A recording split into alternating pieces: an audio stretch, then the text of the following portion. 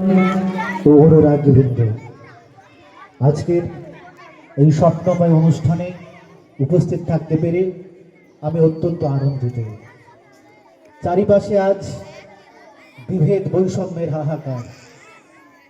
ভাইয়ের বুকে চাবুক মারছে আরেক ভাই হিংস্রতার অগ্নিবাণ টানিয়ে, ছড়িয়ে দিচ্ছে ঘৃণার ফুৎকার। ঠিক এই সন্ধিক্ষণে এই সুস্থ সুন্দর সংস্কৃতির মনন চর্চা অত্যন্ত বিরল।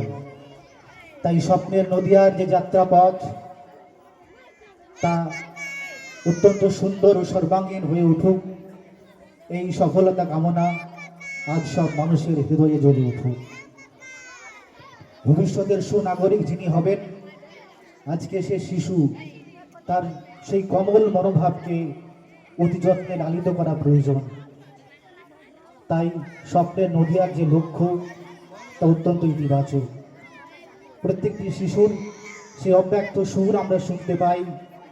ভবিষ্যতের লক্ষ্য আশা মোদের মাঝে সন্তরে, ঘুমিয়ে আছে শিশুর পিতা সব শিশুরই অন্তরে। সেই শিশু কমল মনকে লালন পালন করার জন্য আজকের যে আয়োজন সেটা সর্বাঙ্গীন সুন্দর এবং সাফল্যমণ্ডিত হোক, এই আশা আমি রাখি। আজকের এই আয়োজকদের প্রতি কৃতজ্ঞতা জানিয়ে আমার বক্তব্য শেষ করছি।